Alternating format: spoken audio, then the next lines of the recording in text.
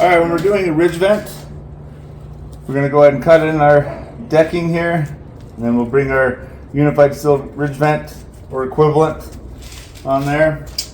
And then we're gonna go ahead and bend up our panel up against that ridge vent.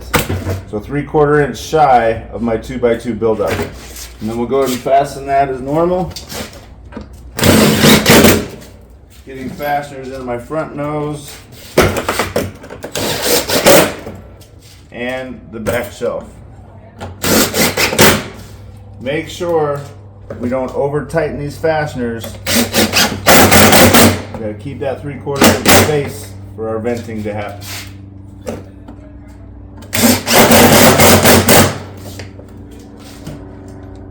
Now you can decide to use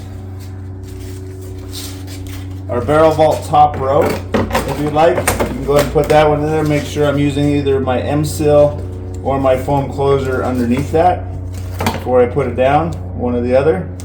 And you can use that as well if you like that look. So now this is where the buildup becomes very important. We want to make sure that we have enough buildup to hold the cap off a 1/2 inch from my panel. That way we can get that breathing. Okay, so we have our buildup where it's resting on top of there, and we have our 1/2 inch on top. And then we'll go ahead, place those, and just fasten those as normal.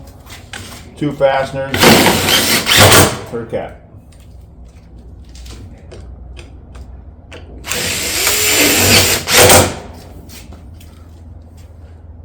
And now we have that 1/2 inch space, so we can go ahead and get that breathing going.